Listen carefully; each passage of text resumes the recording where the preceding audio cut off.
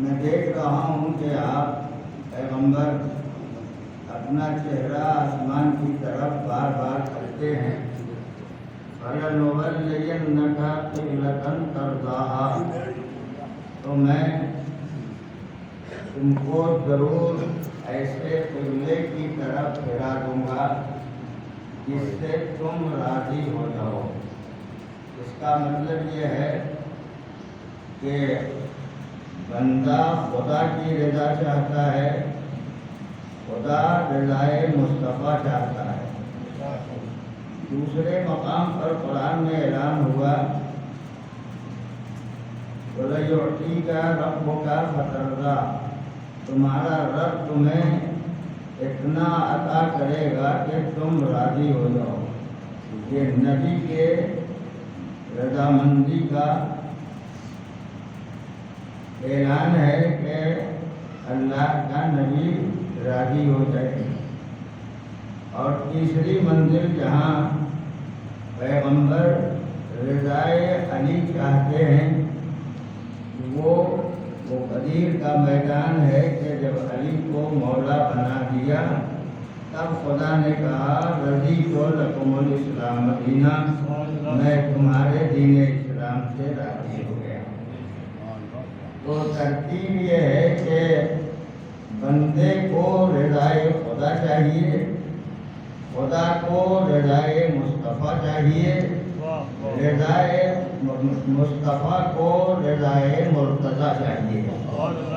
اور یہ ترتیب ایسی ہے کہ اس ترتیب میں نہ کوئی اشکال ہو سکتا ہے، نہ کوئی اعتراض کرنے کی گنجائش ہے۔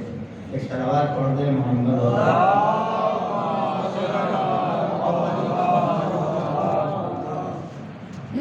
جو گزارش میں کرتا ہوں وہ آئے مبارکہ کے ذیل میں اس کا کل مفہوم یہ ہے کہ ہر انسان راہ خدا میں جہاد کرتا ہے، اور جہاد کرنے میں ان رہبروں، ان ہادیوں، ان رہنماؤں کو اپنے ساتھ نمونۂ عمل بنا کے رکھتا ہے جن کی ہدایتوں کے نتیجے میں صراط مستقیم اور صحیح راستے پر چل سکتے ہیں۔ ورنہ دعوی ہدایت کرنے والے بہت ہوتے ہیں لیکن صحیح راستے پر لے جانے والے کم ہوتے ہیں۔ بلکہ اگر جلدی یہ بات آپ تک پہنچا دوں تو بہت آسان ہوگا کہ ایک آدمی اگر باہر سے آیا اور اسے پتہ لگانا ہے کہ کھروے کی مسجد کہاں ہے، اور وہ ایک چوراہے پر کھڑا ہے، چوراہے پر کھڑے ہو کے جتنے گزرنے والے ہوں گے ان سب سے پوچھنے کی کوشش کرے گا کہ مجھے پتہ بتا دو، جانا ہے مجھے مسجد تک۔ تو بتانے والے الگ الگ قسموں کے ہوں گے۔ کچھ تو صرف ہاتھ سے اشارہ کر کے بتا دیں گے اس گلی میں جائیے، داہنے مڑ جائیے گا، بائیں مڑیے گا اور آگے جائیے گا، پھر ایک موڑ آئے گا تو دیکھیے گا ایک گنبد نظر آئے گا، وہی گنبد مسجد۔ یہ ایک طریقہ ہے بتانے کا۔ دوسرا طریقہ بتانے کا یہ ہے کہ کہہ دیں گے یہ میں کاغذ پر آپ کو نقشہ بنا کے بتا دیتا ہوں، ایسے ایسے مڑیے گا اور ایسے ایسے چلے جائیے گا۔ تیسرا وہ آدمی ہوگا جو کسی اور طریقے سے بتائے گا، لیکن چوتھا آدمی وہ ہوگا جو نہ نقشہ بنائے گا، نہ داہنے بائیں مڑنے کے لیے کہے گا۔ وہ آپ سے صرف ایک بات کہے گا، آپ مسجد جانا چاہتے ہیں، میرے ساتھ چلیے، میرے ساتھ چلیے۔ اب آپ یہ بتائیے کہ یہ پوچھنے والا ان تین آدمیوں کے ساتھ جائے گا یا اس چوتھے آدمی کے ساتھ جائے گا؟ ظاہر ہے جائے گا چوتھے آدمی کے ساتھ، لیکن اس سے پہلے اس کو اطمینان کرنا ہوگا کہ یہ آدمی جو کہتا ہے میں تمہیں مسجد تک پہنچا دوں گا میرے ساتھ چلو، تو اطمینان آپ نے دیکھا ہے مسجد؟ کہاں دیکھا ہے؟ کبھی آپ گئے ہیں؟ ہاں گئے ہیں۔ نماز پڑھی ہے کبھی؟ ہاں پڑھی ہے۔ یہ ساری باتیں کیوں پوچھ رہا ہے؟ اس لیے پوچھ رہا ہے کہ اطمینان ہو جائے اس کے ساتھ جانے میں مسجد تک پہنچ جاؤں گا۔ تو جو آدمی اتنا اطمینان دلا دے گا اس کے ساتھ آدمی چلا جائے گا۔ جس نے نقشہ بنا کے بتایا تھا نہیں جائے گا، جس نے ہاتھ سے اشارہ کر کے بتایا تھا نہیں جائے گا، جس نے اور کسی طرح سے بتایا تھا نہیں جائے گا۔ یہ چوتھا آدمی جو لے کے جانے کے لیے کہتا ہے میرے ساتھ ساتھ چلو میں تمہیں مسجد تک پہنچا دوں گا، اطمینان کر لیا تو چلا جائے گا۔ وہ اگر کوئی غیر آ کے دین کے چوراہے پہ کھڑا ہو اور سوچتا ہو کہ مجھے دین تک پہنچنا ہے، تو بتانے والے چاروں طریقے کے ہوں گے۔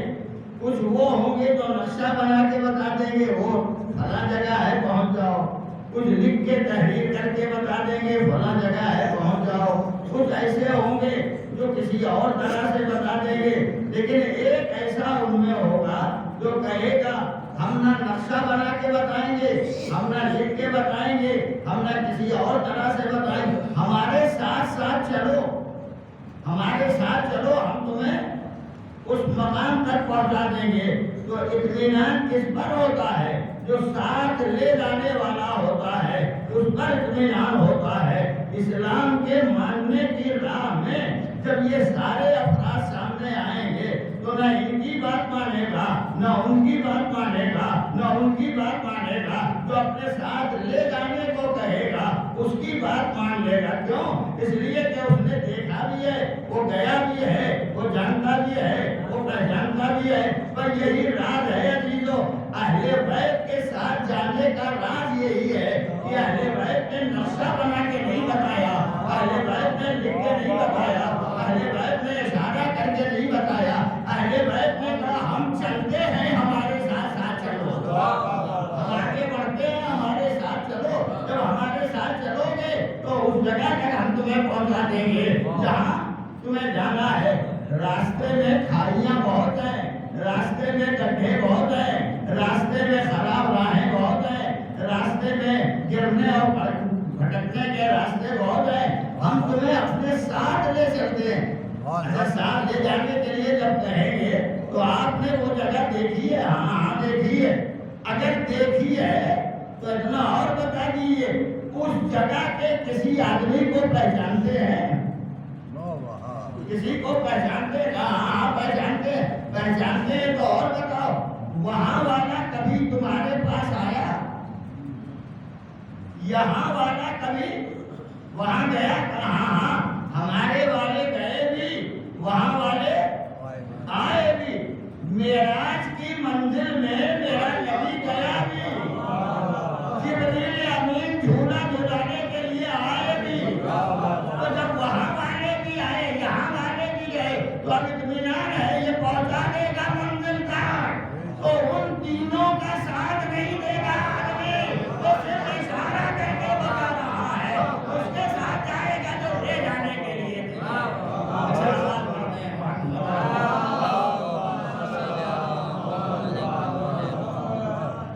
جب لے جانے کے لیے تیار ہوگا تو اسے پتا ہے کہاں رک جانا ہے، کہاں آگے بڑھ جانا ہے، کہاں کون سی خدمت انجام دینا ہے، تو انجام دیتا ہوا چلا جائے گا، منزل تک پہنچا دے گا۔ مگر کون پہنچائے گا؟ جس کا دیکھا ہوا راستہ ہوگا وہی پہنچائے گا، جس کا راستہ دیکھا ہوا نہ ہوگا وہ نہیں پہنچائے گا۔ جنت کا راستہ جس کا دیکھا ہوگا وہی تو جنت تک پہنچائے گا، اور جس نے جنت کا راستہ دیکھا ہی نہ ہو وہ کیسے پہنچائے؟ وہ تو اس خندق میں بھٹک جائے گا، اس پہاڑی پہ بھٹک جائے گا، اس گمراہ راستے پر بھٹک جائے گا۔ کہا آپ کیا کریں، کیسے جائیں؟ اور جس کا دیکھا ہوا راستہ ہے کہا یوں چلو، یوں چلو، یوں چلو، ادھر چلو، ادھر چلو۔ اب अभी पहुंच जाओगे। मेरा देखा हुआ रास्ता है। मुझे नबी ने सरदारे जमाना ने जन्नत बनाया है। मेरा बाबा जन्नत का बांटने वाला है। मेरी मादरे गिरामी जन्नत की औरतों की सरदार है। पूरा घराना जहाँ सरदार है उसके साथ चलो। अबे इन गुलामों के चक्कर में क्यों पड़े हो? ये चक्कर में न पड़ो, सरदार के साथ चलो। जो सैयद है, जो सरदार है, उसके साथ चलो। जाओगे ना, और जब पहुंचोगे दरवाजे जन्नत पर, तो दरवाजे जन्नत नो मैन लैंड का नाम नहीं है कि जिसका दिल चाहे कब्जा कर ले, जिसका दिल चाहे जाके रहने लगे, जिसका दिल चाहे मकान बना ले। हमें पड़ती जमीन छोड़िए, कोई तो मालिक है, किसी की मिल्कियत है ना। जब कोई दूसरा कब्जा करने जाएगा तो मालिक तो आएगा, ये तुम्हारी है। साहब पड़ी थी तो मालिक को तो ढूंढ लिया होता कि कौन है मालिक। तो मालिक आएगा, रोकेगा, रुको ये हमारी है। मगर कब्जा करने का इरादा करने वाला भी कहेगा सबूत तो दो तुम्हारी है, सबूत दो तुम्हारी है। लाए पेपर, ये देखो, ये मेरे बाप के जमाने का पेपर, ये मेरे दादा के जमाने का पेपर, ये मेरे पूरे खानदान का पेपर। पढ़ के देख लो अगर पढ़ना जानते हो। जाहिलों से बात नहीं होती, पढ़े लिखे लोगों से बात होती है। जाहिल कौन समझेगा कि क्या लिखा हुआ है? पेपर देखेगा, पेपर देखेगा, पढ़ेगा भी तो समझ में नहीं आएगा। तो जानकारों से बात होती है। देख लिया, कहाँ कहाँ नहीं हम कब्जा करें, क्यों? का मालिक आ गया। ये सारे के सारे सब जगह से गुजर जाए, नमाजें गुजार दे, रोजे गुजार दे, हज गुजार दे, हमारे सारे गुजार दे, नेकियां गुजार दे, सब जगह से गुजरता हुआ चला जाए। मगर जब दरवाजे जन्नत पर पहुंचेगा, दरवाजा खुला नहीं है कि जिसका दिल चाहे चला जाए। खुले दरवाजे में कुत्ते जाते हैं, कुत्ते। दरवाजे में शरीफ भाग के नहीं जाता, वो दरवाजा खटखटाता है। हो सकता है अंदर कोई हो, आएगा, बताएगा आना चाहिए या नहीं आना चाहिए। लिखा है अल्लामा उबैदुल्लाह अमरसरी ने भी लिखा, शेख सुलेमान तंबूजी हनफी शाफई ने अपनी किताब गिरातुल मुहद्दत में भी लिखा। वो लिखते हदीस है पैगंबर, ये जाने वाले जब जन्नत के दरवाजे पे जाएंगे तो दरवाजे जन्नत पर ताला लगा होगा, ताला लगा। चाबी है आपके पास? चाबी है, ताला कैसे खुलेगा? जब तक चाबी ना होगी, नहीं पूरी तवज्जो रखना लीजिए, जब तक चाबी ना होगी ताला नहीं खुलेगा। वो कहते कि जाएंगे, कुंडी खटखटाएंगे, आखिरी लफ्ज कहता हूं, कुंडी खटखटाएंगे तो अंदर से आवाज आएगी यारी, अंदर से आवाज आएगी यारी। पर जैसे ही यारी की आवाज आएगी तो वो खुल जाएगा, दरवाजा खुल जाएगा। हमने यारी की आदत यूं ही नहीं डाली है, आदत इसीलिए डाली है जहां मुश्किल आए कहो यारी। देखो दरवाजा खुलता है या नहीं खुलता, खुल जाएगा दरवाजा। तो ये पहुंचेंगे, कुंजी क्या हुई? या अली, या अली दरे जन्नत के खुलने की चाबी है, चाबी है। और हमारे पास चाबी मुसलसल रहती है। ऐसा नहीं है कि कभी रहे कभी कहीं और भूल जाए, नहीं हम भूलते नहीं, चाबी मुसलसल रहती है, जेब में नहीं रहती कि कोई चोरा ले, कपड़े में बंधी नहीं रहती کہ کوئی کھول کے لے جائے. یہ چابی دل کی صندوق میں ہے. اس صندوق کو کوئی چرا نہیں سکتا. کوئی اس صندوق میں ہاتھ نہیں ڈال سکتا. اب بات آ گئی ہے تو جملہ اور سن لیجیے. ایک سلوات پڑھیے محمد اور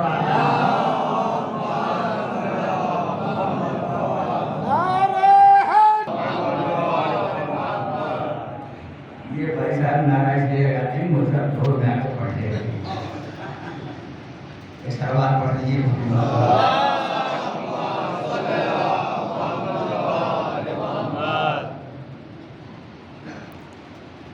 اللہ نے بہت سارے واجبات ہمارے حوالے کیے اور ہر واجب ہمیں نبی سے ملا.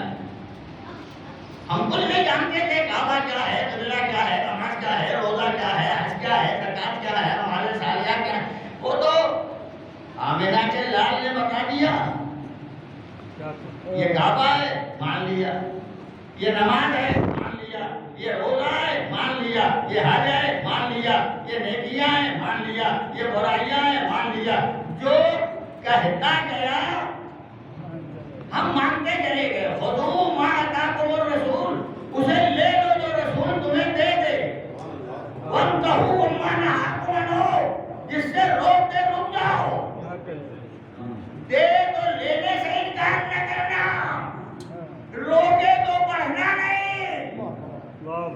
روک دے تو اسے ادھر نہ بڑھنا. تو کچھ دیا, کچھ سے روکا, کچھ چیزیں دی, کچھ چیزوں سے روکا, کچھ افراد دیے, کچھ افراد سے روکا. جن کو دیا تو یا منبر پہ دیا, یا دوست پہ دیا, یا نماز کی حالت میں دیا, یا عبادت کے مرحلے میں دیا, یا اٹھا کے دیا. اور جن سے روکا بس اسے نکال کے روکا. اب تم میری بس مجھے لائق نہیں ہو, چلے جاؤ. خدا کے رسول آپ کا اخلاق اتنا بلند ہے اور آپ نکال رہے ہیں. کہا ہاں کیوں نکال رہا ہوں؟ کہا مرض کی دو قسمیں ہیں. ایک مرض وہ ہوتا ہے تو ایک آدمی کو لگا پڑھتا نہیں ہے, متعدی نہیں ہے, پھیلتا نہیں ہے, تو یہی آدمی بیمار ہے, پورا گھر سلامت ہے. ایک مرض وہ ہے جو لگا تو ایک ہی آدمی کو ہے مگر پھیل رہا. ابھی کورونا گزرا ہے, ایک کو لگا پھیل رہا ہے. جب پھیل رہا ہے تو گھر کا رہنے والا مالک بچوں کو بچاؤ, بیٹیوں کو بچاؤ, سب کو بچاؤ. لہذا اپنے کو الگ کر لو تاکہ یہ محفوظ رہے. نبی نے کس کو نکالا؟ جانتا تھا نبی یہ مرض پھیلنے والا ہے, پھیلنے والا مرض دور کر دیا جاتا ہے. نبی نے دور کر کے بتایا کبھی قریب نہ جانا, یہ پرانا کورونا ہے.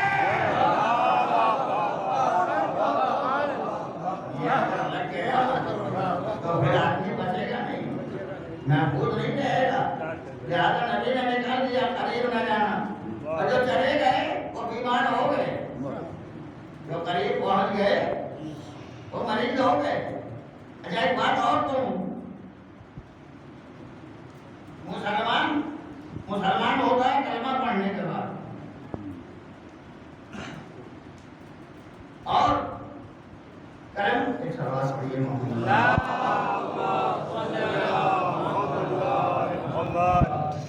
کلمہ پڑھنے والوں میں بھی کلمہ گویوں کی حالت دو ہوتی ہے.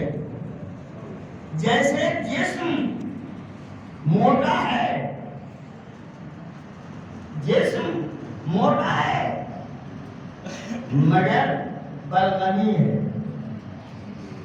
بلغم نے موٹاپا پھیلایا ہے. اور دوسرا جسم ہوتا ہے کثرتی, یہ موٹاپا نہیں پھیلاتا, اگر طاقتور رکھتا ہے बलगमी जिस्म वाले जल्दी मैदान में नहीं उतरते। बलगमी जिस्म वाले मैदान में नहीं उतरते, इसलिए कि जिस्म सिर्फ मोटा है, ताकत नहीं है। कसरती जिस्म रखने वाला मैदान में उतरता है। अली का जिस्म कसरती जिस्म था, बाकी असहाब के जिस्म बलगमी थे। पहचान क्या है? बलगमी जिस्म जो मोटा होगा, उंगली डाल के दबाओगे तो देर तक गहराई रहेगी।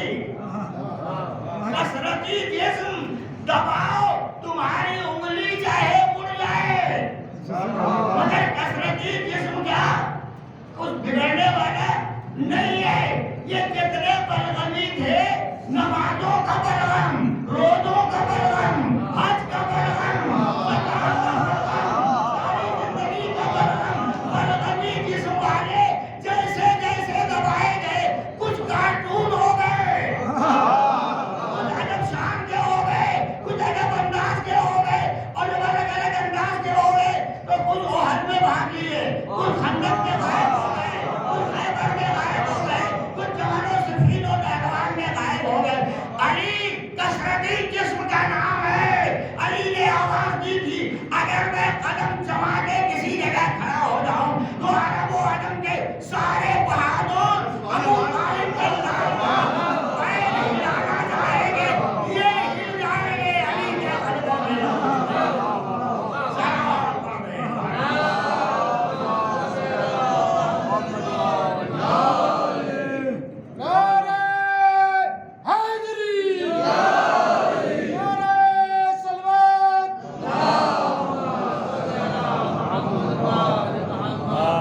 दुबला पतला जिस्म मेरे मौला का, तो कहते ही थे ये दुबला पतला जिस्म ये क्या मैदान में लड़ेंगे? मैदान में क्या लड़ेंगे? मिसाल दी है मेरे मौला ने, जंगल में जाके देखो, जब आंधी चलती है तो मोटे वाले दरख्त गिर जाते हैं, मगर छोटे छोटे पौधे लहरा के रह जाते हैं, गिरने नहीं पाते। कुफ्र की आंधियां चली, शिर्क की आंधियां चली, बेदीनी का तूफान उठा, लोग मुखालिफत पर आमादा हुए तो बदर वाले भी गिर गए, उहद वाले भी गिर गए, खंदक वाले भी गिर गए, और जंगों वाले भी गिर गए। अली बदर में भी खड़े हैं, अली उहद में भी खड़े हैं, अली खंदक में भी खड़े हैं, अली खैबर में भी खड़े हैं, और जहां जम के खड़ा हो जाए मेरा मौला, पूरी दुनिया की ताकत हिल जाएगी अली के कदमों में। सलावत पढ़ते हैं।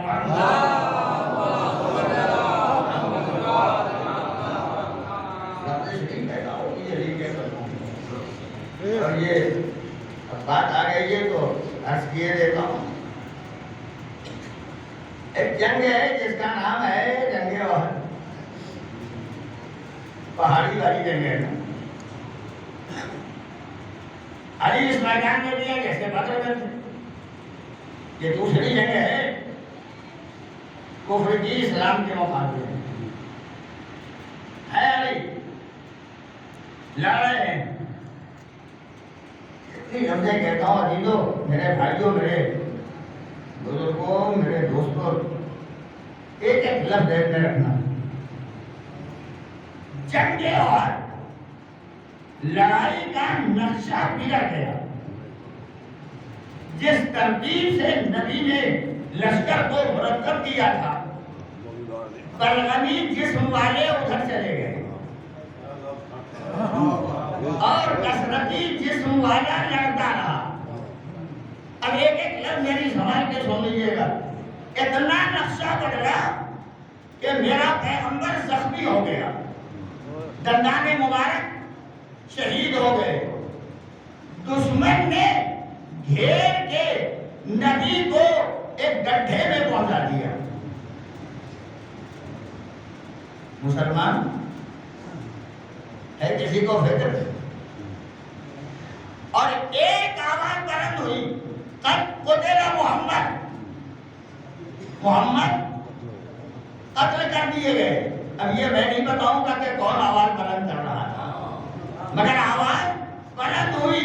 جب یہ آواز سنی تو علی کا مزاج اور اصحاب کا مزاج، اور اصحاب نے سنا تو طے کیا جب نبی ہی نہیں رہ گئے تو ہم رہ کے کیا کریں گے۔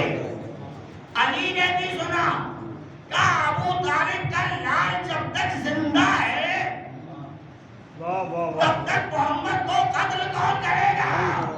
اب تو پہچانو، صحابیت کا مزاج اور ہے، اہل بیت کا مزاج اور ہے۔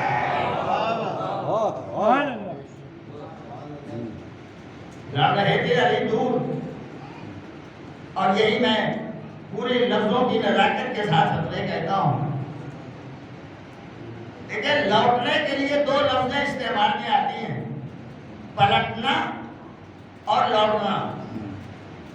پلٹنا اسے کہتے ہیں کہ جدھر رخ رہا ہو ادھر پشت ہو جائے، اور لوٹنا اسے کہتے ہیں کہ جدھر رخ ہے اسی طرف رہے، پیچھے پیچھے تھوڑا تھوڑا آتا رہے۔ میں کیا کروں، تاریخ کی بہت نازک لفظ ہے۔ علی نے آواز سنی، قد قتل محمد، محمد قتل کر دیے گئے، تو علی پلٹے نہیں، علی پلٹے، علی لوٹے۔ مولا جلدی پلٹ کے آئیے، کہا نہیں پلٹوں گا نہیں۔ کل کی تاریخ جھوٹی تاریخ، غلط تاریخ لکھے گی۔ جنگ احد میں علی کی پیٹھ دیکھی گئی، میری شجاعت پر پار ہے یہ بات کہ کوئی لکھ دے علی کی پشت دیکھی گئی، لوٹوں گا پلٹوں گا نہیں۔ دھیرے دھیرے پیچھے آتے رہے، مقابلہ بھی کرتے رہے۔ اب جب یہاں پہنچے، سامنے دیکھا، پیچھے دیکھا، دائیں دیکھا، بائیں دیکھا، اوپر دیکھا، نیچے دیکھا، نبی نظر نہیں آ رہے، نبی نظر نہیں آ رہے۔ پیداوار جھک کے اس گڈھے میں دیکھا جہاں دشمنوں نے نبی کو پہنچا دیا۔ اب بالکل نقشہ سامنے رکھیے گا، اس گڈھے سے علی نبی کو نکالیں۔ یہ پہلا حل ہے احد کے میدان میں، کیسے نکالیں گے؟ نبی ہے نیچے، علی ہے سطح عرض پر۔ علی کا کام ہوگا ہاتھ بڑھانا، نبی کا کام ہوگا ہاتھ اونچا کرنا۔ صلوات پڑھیے ذرا۔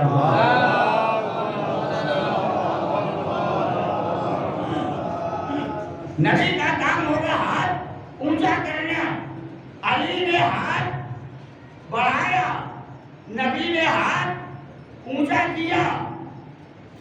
علی نے بازوئے نبوت کو پکڑا، بازوئے نبوت کو پکڑا، بھرپور طاقت سے اٹھایا، اور اس سارے مجمع کو دکھا دیا جو کہہ رہا تھا قد قتل محمد، نبی قتل کر دیے گئے، سارے مجمع کو دکھایا۔ اب جو اٹھایا علی نے تو علی چھپ گئے، نبی نظر آنے لگے۔ جب یہ منظر نبی نے دیکھا، آواز دی علی گھبرانا نہیں، اس کی جگہ دوں گا، اس کا سلاح کروں گا، جب سوالات کا مجمع ہوگا، بازو تمہارا ہوگا، ہاتھ میرا ہوگا، بلند کر کے میں چھپ جاؤں گا، تم نظر آؤ گے، تب کہوں گا من کن تو مولا۔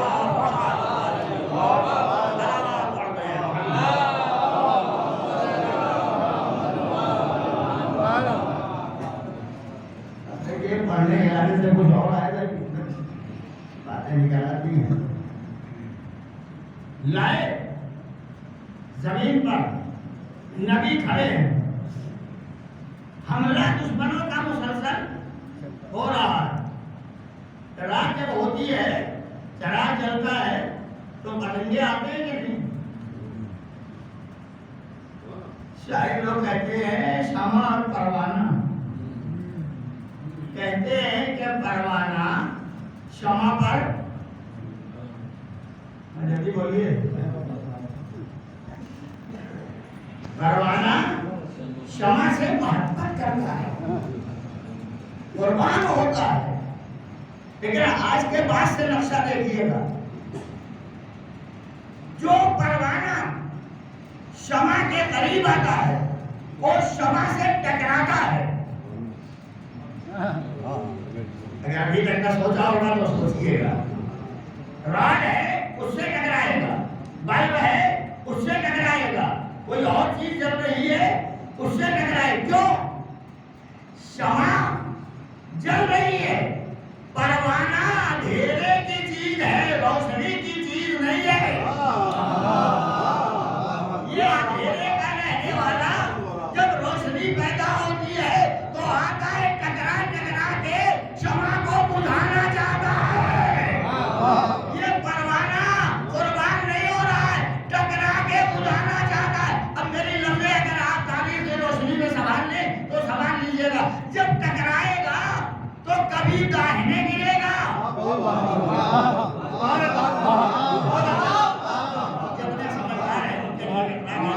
کبھی داہنے گرے گا، کبھی بائیں گرے گا.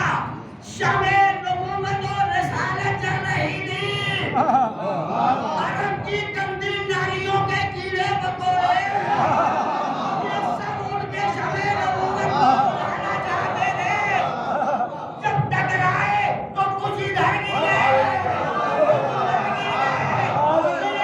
تو ماننے والوں نے آج تک وہی رکھا. سلوات پڑھ رہے ہیں.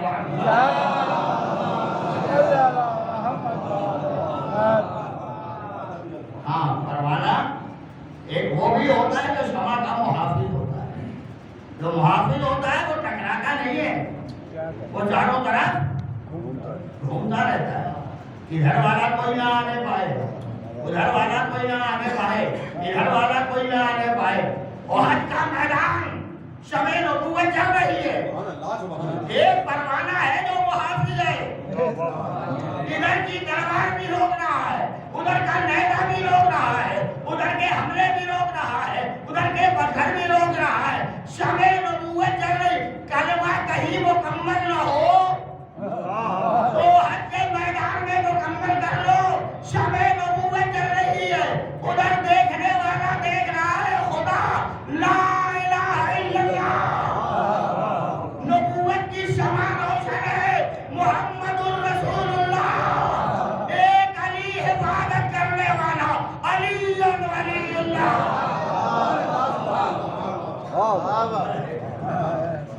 حفاظت کی دیکھتے رہے تو دل چاہا کہہ دو میرے نبی، جب اتنی پریشانی کا وقت تھا تو تلوار تو تھی آپ کے پاس، چلائی کیوں نہیں؟ میرا نبی کسی جنگ میں بغیر تلوار کے نہیں جاتا، چلائی نہیں نبی نے. تو کیوں نہیں چلائی؟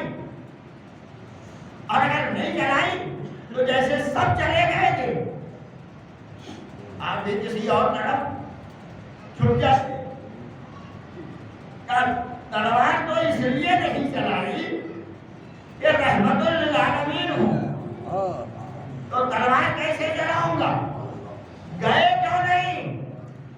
کہا نبوت اور رسالت میرے قدموں کو روکے گی، ہٹنا نہیں یہاں سے. یعنی عہدہ الہی قدم رسالت کو روکے رہتا ہے، ہٹنا نہیں. جو ہٹ کے چلے گئے وہ نہ عہدے والے تھے نہ منصب والے تھے. بعد میں منصب چھیننے کا اور ہوتا ہے، اصلی منصب حاصل کرنا اور ہوتا ہے. صلوات پڑھ رہے ہیں.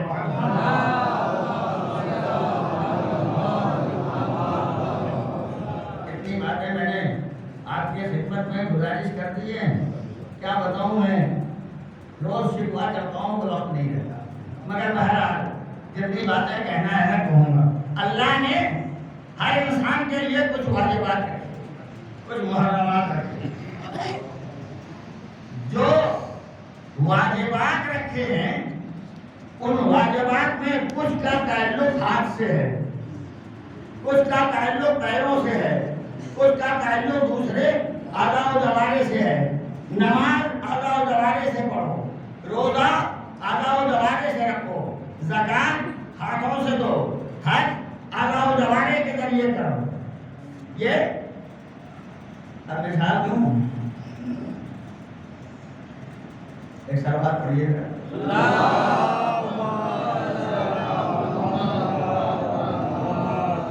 نماز کیوں پڑھے گا؟ جنت مل جائے۔ روزہ کیوں رکھے گا؟ جنت مل جائے۔ حج کیوں کرے گا؟ ثواب مل جائے، اجر مل جائے، جزا مل جائے، جنت مل جائے۔ اسی لیے کرتا ہے نا، اس کو دوسرے لفظوں میں رضائے خدا حاصل ہو جائے، اس لیے یہ سارا عمل انجام دیتا ہے۔ جب عمل انجام دیتا ہے، اب مثال میں دیتا ہوں، سمجھ آپ لیجیے گا۔ دنیا میں 10 روپے کا نوٹ بھی چل رہا ہے، 20 کا نوٹ بھی ہے، 50 کا نوٹ بھی ہے، 100 کا بھی ہے، 200 کا بھی ہے، 500 کا بھی ہے۔ یہ نوٹ کیا ہے؟ نوٹ کیا ہے؟ گورنمنٹ کے خزانے میں گولڈ ہے، گولڈ۔ یہ گولڈ جب گھٹ جائے گا تو 10 کا نوٹ بھی گھٹے گا، 20 کا نوٹ بھی گھٹے گا، 50 والا بھی گھٹے گا، 100 والا بھی گھٹے گا، 200 والا بھی گھٹے گا۔ کیوں؟ کہ گولڈ گھٹ گیا، لہذا قیمت گھٹتی چلی گئی۔ جب تک گولڈ ہے تب تک قیمت ہے۔ سب گولڈ کی قیمت ہے 10، 20، 25، 50، 100۔ یار یہ دنیا والے کیوں نہیں گولڈ چوراہے چوراہے لٹکاتے تھے؟ دیکھ لو، یہی 10 ہے، یہی 20 ہے، یہی 50 ہے۔ نہیں، گولڈ دکھایا نہیں جاتا، گولڈ چھپا رہتا ہے۔ یہ ہماری نمازیں، ہمارے روزے، ہمارا حج، ہماری زکات، کوئی 10 کا نوٹ، کوئی 20 کا نوٹ، کوئی 50 کا نوٹ، کوئی 100 کا نوٹ، کوئی 500 کا نوٹ، اس کا گولڈ کوئی اور ہے۔ جو نہیں فرمائی آپ نے، اس کا گولڈ کوئی اور۔ گولڈ سامنے نہیں رہتا، گولڈ چھپا کے رکھا جاتا ہے۔ جنت خریدنا ہے، نماز سے خریدو، روزے سے خریدو، حج سے خریدو، زکات سے خریدو، لیکن یہ دیکھ لو، یہ نماز گولڈ والی ہے یا بے گولڈ کی ہے؟ یہ روزہ گولڈ والا ہے یا بغیر گولڈ کا؟ یہ جتنی ظاہری چیزیں خدا نے کہا یہ سب خریدو، نماز سے روزے سے، گولڈ ظاہر نہیں رکھوں گا، گولڈ کو چھپا کے رکھوں گا۔ نمازیں ظاہر، روزہ ظاہر، حج ظاہر، زکات ظاہر۔ گولڈ خدا نے صندوق دل میں محبت اہل بیت کا گولڈ چھپا کے رکھا ہے۔ جب تک یہ گولڈ رہے گا، نمازیں بھی کرامت، روزے بھی کرامت، حج بھی کرامت۔ ایک سوال پڑھ دیں، بات مجھے آج عرض کرنا تھی، وہ آ گئی ہے مندر پر، تو میں سنا دیتا ہوں۔ قرآن مجید نے کیا کہا؟ دین اور ایمان رکھنے کے بعد پھرنے نہ پائے، ایمان پر باقی رہے۔ جو باقی رہتا ہے ایمان پر، اسی کا ایمان کارآمد ہوتا ہے۔ باقی کیسے رہے گا؟ ہر جگہ ایمان، شریعت، دین اور مذہب کا تصور رہے گا۔ گھر میں، گھر کے باہر بڑا مشکل ہے۔ مسجد میں تو ایمان آتا ہے، امام باڑے میں ایمان آتا ہے۔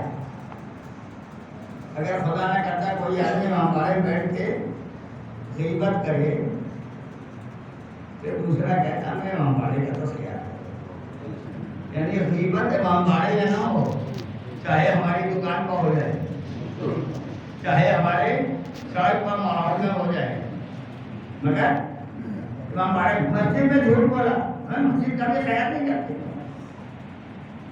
جھوٹ تو جھوٹ ہے، چاہے مسجد میں بولا جائے چاہے مسجد کے باہر بولا جائے. غیبت غیبت ہے، چاہے مسجد میں بولی کی جائے یا مسجد کے باہر امام باڑے میں کی جائے یا باہر کی جائے، کہیں بھی گناہ گناہ ہے. جگہ کے محترم ہونے سے گناہ کے عذاب میں اضافہ ہو جاتا ہے. وہاں بڑا محترم جگہ، لیکن دین پر اگر ثابت قدم رہ جاتا ہے تو خدا اسے بہترین جگہ دیتا ہے. آج بالکل وقت کے اندر ختم کروں گا، مگر چاہے واقعہ مختصر ہو جائے. ایک صلوات پڑھیے محمد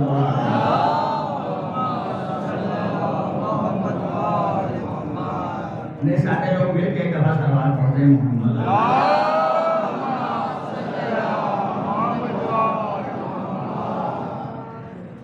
دین پر ثابت قدم وہی رہتا ہے جو دین کو پہلے حق مانتا ہے اور حق مان کے پھر دین پر ثابت قدم رہتا ہے. میں تاریخ کے الجھانے میں جانے سے پہلے میں عرض کر دوں، پیغمبر اکرم جناب محمد مصطفیٰ صلی اللہ علیہ وسلم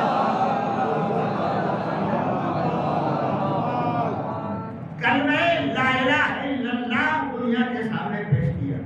جنہوں نے حق مانا قبول کر لیا، ثابت قدم رہ گئے، سب کچھ چھوڑ کے ثابت قدم، گھر بار ایسا اقربا اولاد سب چھوڑ کے ثابت قدم. اور جب ثابت قدم رہ گئے تو اللہ نے انہیں جزا دی. میں ایک مثال دیتا ہوں. تاریخ کا ایک عجیب نمونہ ہے بلال. غلام ہے نا، ایک کے غلام نہیں ہے، امیہ کے غلام، امیہ کی بیوی کے غلام، امیہ کے بیٹے کے غلام. اور ان تین افراد کی غلامی میں زندگی بسر کرنے والے بلال کبھی امیہ بلاتا تھا دوڑے ہوئے جاتے تھے، کبھی امیہ کی بیوی بلاتی تھی دوڑے ہوئے جاتے تھے، کبھی امیہ کا بیٹا بلاتا تھا دوڑے ہوئے جاتے تھے. ہر ایک کی آواز پر ایک دن نبی کی آواز سن لی کہ نبی کوئی پیغام پہنچا رہے ہیں، پر نبی کی بات کو مان لیا. ماننے کے بعد زبان نہیں دل کی گہرائی سے کلمہ لا الہ الا اللہ پڑھنے سن لیا. امیہ نے بھی سن لیا، امیہ کے لڑکے نے بھی سن لیا، امیہ کی بیوی نے بھی، سب نے سنا. تو امیہ نے کہا چھوڑ دو کلمہ پڑھنا، چھوڑ دو اللہ کو ایک ماننا. بلال کا ایک ہی جواب تھا، جسے حق مان لیا ہے حق مانا جاتا ہے، حق چھوڑا نہیں جاتا. مان لیا تو بس مان لیا. کہ بڑی اذیتیں اٹھانا پڑے گی، بڑی تکلیفیں برداشت کرنا پڑے گی، کہ سب برداشت کر لوں گا. 3 تکلیفوں کا تذکرہ تاریخ میں ہے. بلال کو زیتون کے کھولتے ہوئے تیل میں ڈال دیا جاتا تھا، اور جب نکالا جاتا تھا تو کہتے تھے چھوڑ دو لا الہ الا اللہ کہنا. بلال کہتے تھے نہیں چھوڑوں گا، حق مانا ہے تو تکلیف ہے برداشت کر لوں گا، مگر حق کو چھوڑوں گا. دوسری مصیبت، بلال کے جسم سے لباس اتار کے عرب کی چلچلاتی ہوئی دھوپ میں شعلے اگلتی ہوئی چٹان پر بلال کو لٹا دیا جاتا تھا. اور جب بلال کو اٹھایا جاتا تھا تو جسم کا گوشت نکل جاتا تھا. جب کہتا تھا چھوڑ دو، نہیں چھوڑ دو. بلال کے پیروں میں رسی باندھ کے بچوں کے حوالے کر دیا جاتا تھا کہ انہیں کھینچتے رہو گلیوں میں کوچوں میں. لہو لہان بلال. تب کہتا تھا امیہ چھوڑ دو، نہیں چھوڑ دو. حق کو حق مانا ہے تو نہیں چھوڑوں گا.